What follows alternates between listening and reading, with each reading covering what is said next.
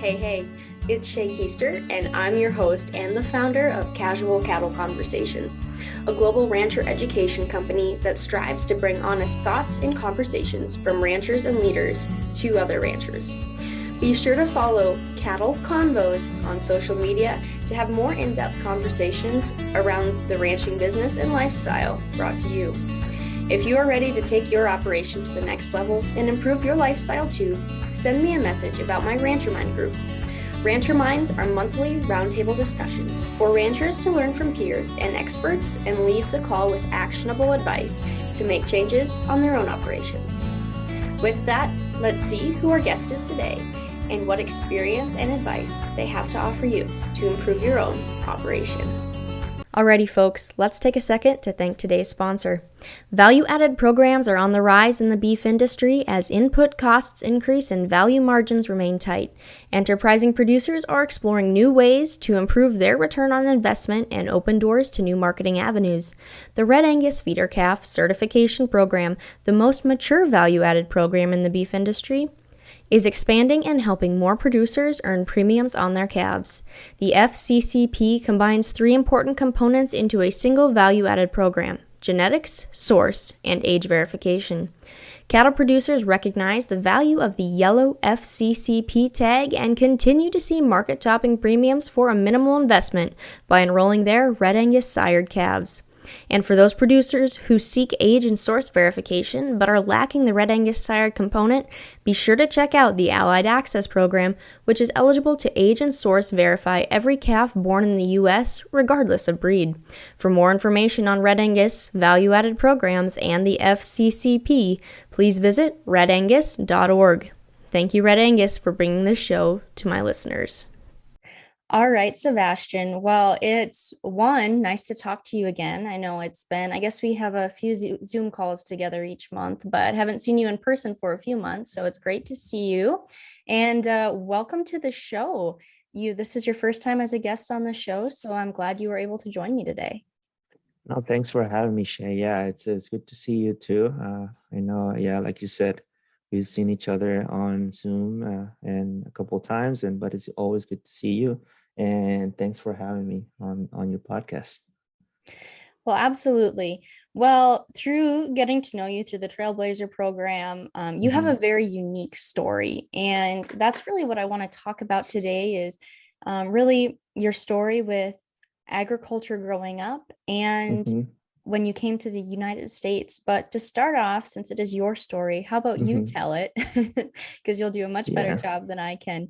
So, would you talk about where you are originally from Mm-hmm. and what it looked like growing up for you as far as being involved in agriculture? Yeah. Thanks. First of all, it's funny that you say my story is unique, and I've heard that you know a few times, but and my from my perspective it is it's it's not unique, but I'm happy to share it anytime. Hopefully it'll inspire somebody at least. But yeah, my story is or I guess my journey in agriculture has been not a straight line to where I am right now. I've been all over the place, but I am originally from Honduras, from a town called Olanchito, and it's a very agricultural area. We are in the second biggest valley in the country, so there's a lot of agriculture there. We have tropical crops, banana, pineapple, mangoes, all that kind of stuff, and then we have a lot of livestock. So I grew up there. My grandpa was a rancher. He had dairy and beef, and so since I was a little kid, I like to joke about my journey in agriculture starting the day I was born, because that day my grandpa gifted me a heifer. So that's when it all started. And of course, I had a strong connection with him and with my dad, and so I grew up around livestock and crops and tractors and stuff. That was what I loved the most. And so as I grew up and I kind of decided what I wanted to do and the career that I wanted to pursue, it was pretty easy for me to decide to do agriculture. So I started my career in high school. Actually, I went to an agricultural high school. It was a boarding school, and I lived there, and I got my agricultural management diploma. I think is what it translates to uh, in English. And so because I really loved agriculture, I was a pretty good student, and so I was awarded a scholarship to go to Earth University in Costa Rica, one of the most prestigious agricultural schools in Latin America. And I was very, very fortunate to get that opportunity. So I went to Costa Rica and I lived there for 4 years, which is pretty amazing to think about now. But yeah, I went there and I got my bachelor's in agronomy.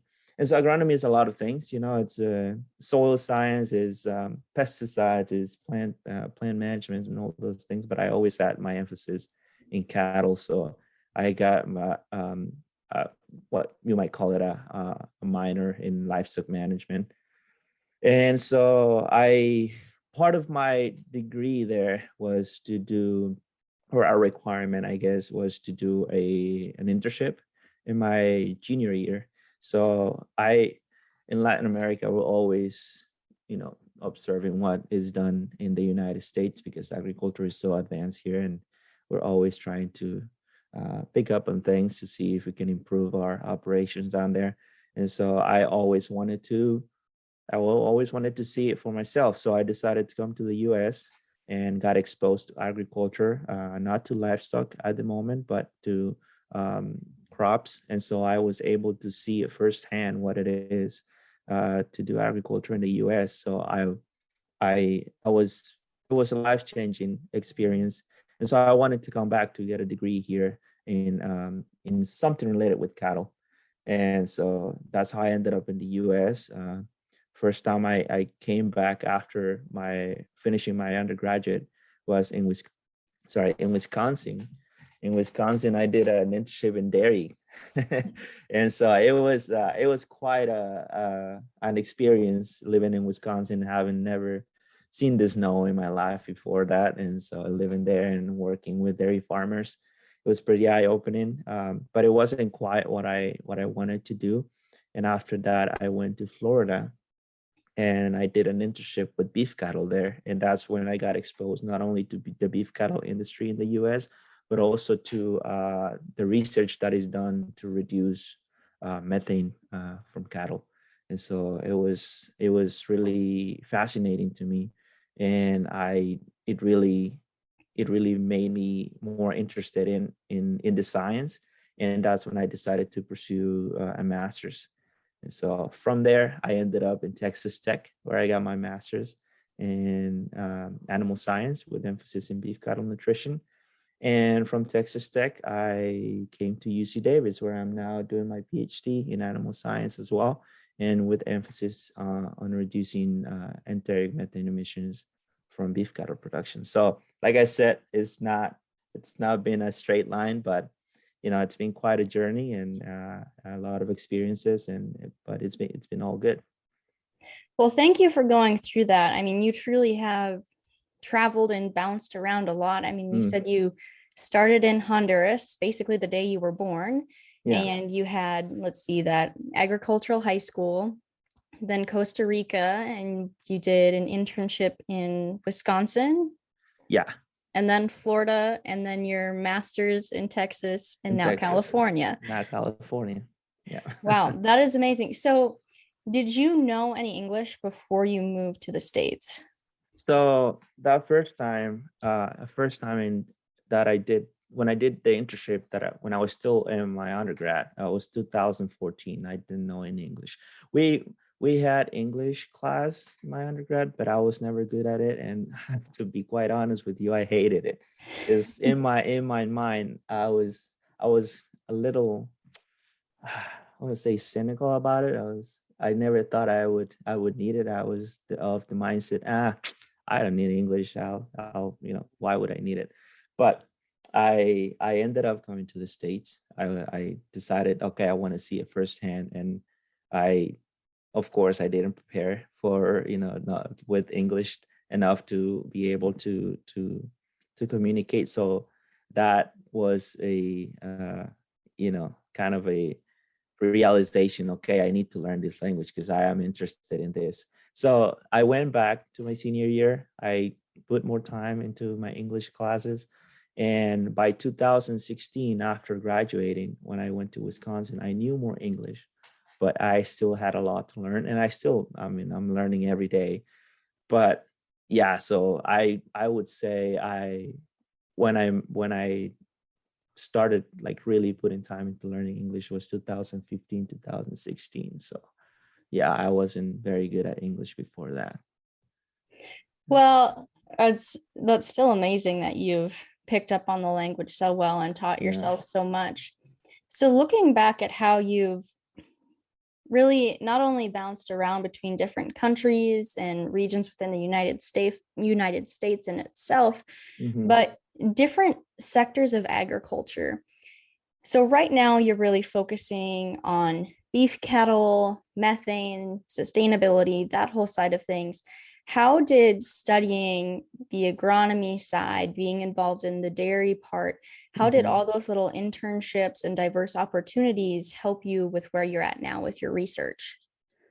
Yeah, so agronomy, because I was able to learn so many things, so I was able to learn about soils and about crops and about like management of different uh, parts of agriculture. It gives me different perspectives when it comes to cattle. When it comes to, for example, cattle on pastures and things like that. And right now I do more research at the feedlot, so it's I don't quite use that stuff a lot, but being exposed to all those things just gave me the opportunity to see how things are done in different areas of agriculture. So it's I have that background, so it comes in handy when people start talking about those things.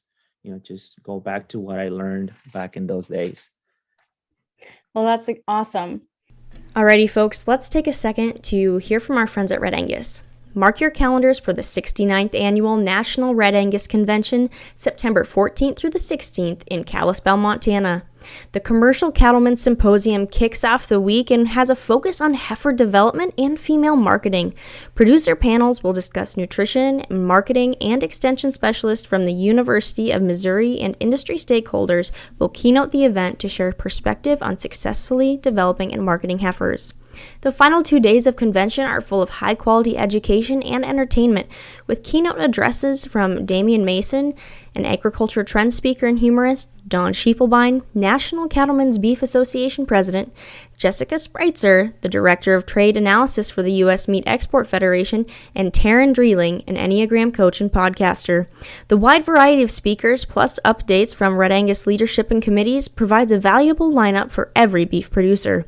Located near Glacier National Park, Kalispell is a prime location to visit with the family. Attend the convention and stay afterwards for a great family vacation.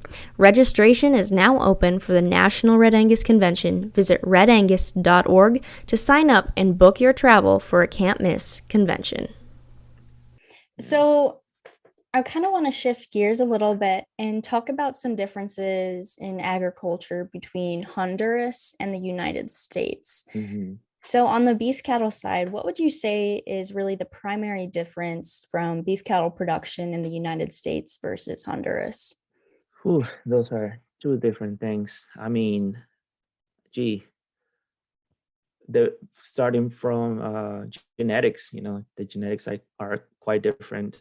Here you have these European breeds, those Taurus breeds, Angus, Herefords, and so on and so forth. Back home, we have a more Indicus influence. We have breeds such as Brahman and Gear and all those long-eared cattle. They work for us. We have pretty tropical climate. The summers are very dry. The winters are very rainy. We have a lot of parasites, and so it's it's what works for us. And so it looks quite different from the genetic standpoint, but also from the management standpoint. We do a lot of grazing, so most of our cattle are grazed. They live their entire life on pasture, which can be quite challenging, especially when we have a drought. Droughts. It's cattle are we are fighting to get them fed, and to give them the proper nutrition. Of course, it's always challenging anywhere, but because we have cattle on pasture, then that becomes a bigger issue. But yeah, management, genetics, the the markets, the food industry is different too. From, like, I'm speaking more from the what people like, the consumer perspective.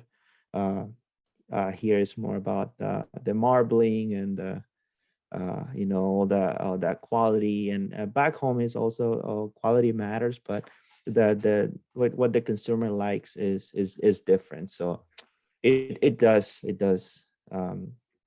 differ there from between the two industries, between the U.S. and Honduras, Costa Rica, Nicaragua. We're all pretty similar in that aspect.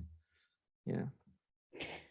Would you be willing to dive deeper into like some of those consumer preferences and how they're different? Like, is it more the specific type of meat? Like, what do you think is driving some of those differences, or what are some of those specific differences? Yeah. So to give you an idea, I had no idea what a ribeye was until I came to the U.S. I didn't know what that was. I had never had a medium rare steak, and I had never been exposed to it. So from a consumer's perspective, there, uh, that was quite an experience to me, because one, I had never seen such a huge cut of meat on my plate, and that thick, and then cutting it and being so juicy and so tender. And that comes from the genetic that is used in the US, and all the quality in that aspect of improvements in carcass quality. And back home, the cuts are thinner. They don't have that marbling, and people like their meat well done. It's just not only from preference, but also from food safety, measurements and things like that. It's just people, not saying that your food might be contaminated, but just people have also that caution. They want to be cautious about their food, and so they always go for well done. I just want my meat well done. I don't want to risk it. And so that those are the difference there when I talk about consumer demand and consumer perspective. Well, that's interesting. Thank you for sharing that. Yeah. So, looking at the United States, when you hear about beginning ranchers or first generation ranchers, people who don't have a family operation to go back to, we talk about having kind of a hard barrier to entry. Like, it's difficult with the amount of capital required, just starting from scratch, really. So would you say Honduras has that same barrier to entry, or would you say it's easier or harder to kind of get involved in agriculture, to really, from a production standpoint in Honduras? That's a good question. I mean, I I guess I would consider myself a third generation, because my grandpa started, and then my dad has continued it. And well, now I've decided to pursue an education in it. But I'm still interested into investing in our farm. But I I don't know. It's just, I think it's hard anyways, to begin from scratch. Land is expensive, and we have a lot of remote areas in Honduras where access, transportation is quite difficult. So overcoming all those challenges as a beginner producer, it's always it's always it's always hard. So I would say the thing is that I haven't been in back in Honduras since, geez, 2012. I've moved to Costa Rica and into the US. So sometimes I guess I've lost track of how things are back home. But I would say anywhere, wherever you want to start from scratch, it's going to be quite a challenge. Yeah, no matter what you are. Okay. Yeah. So looking at the efficiency side of beef cattle production, what are the main differences there between, the United States and Honduras, or United States and the world, since you've traveled quite a bit? Mm-hmm. Yeah. So I think from the animal performance perspective, we have the performance that is done, that is seen here in the US is quite amazing. You have cattle putting on 3-4 pounds a day, and back home, and if you're getting 2 pounds a day, that's amazing. So and that's not only from the genetics standpoint, but also like from the management, since our cattle are mostly on grass, they're getting some type of supplement. You could say that ranchers there are on a forever stalker phase, because they supplement their cattle, but they have them on grass, of course. And so the growth that you see on those cattle is nothing compared to what you see here. And of course, you have your Angus breeds that are really good on gaining, and just all the research that has been done, and the technologies that are implemented in the feedlot industry, it's something that we don't have back home. So the productivity that is seen here in the US it's what we would call it prime, because it's just something really hard to achieve in countries like ours. Well, thank you. So what would you say, you've been in the United States for a long time now. What would you say is one thing Americans take for granted being beef producers in the United States? Ooh, I would say so. From all the the scientific publications that I read for my PhD and my master's, all the science that we learned, and we read, and we use, is just, I think one thing that is often overlooked is all of this science that has been used in the industry to get to where we are right now. There are so many scientists, and so many publications, and so many um, research experiments, and all this work that has been done over the years to provide data and information for the industry to become better. That, like, there is a lot of work that is being done in the background uh, to improve the industry. So I think that is often forgotten. I don't know. I don't want to say forgotten, but maybe not as mentioned. Because I guess it does happen in the background. We do a trial. We put a publication out for a journal, and then sometimes it gets picked up for the NRC, the nutrient requirement for beef cattle, or what I call the nutritionist Bible. And so sometimes it doesn't, and then it just kind of fades away. But there is a lot of research that has been done that has provided insight and data and resources for the beef industry to improve. So that's something that I would say doesn't happen in in countries like Honduras, there's the amount of research that is done in beef. I honestly don't know about any.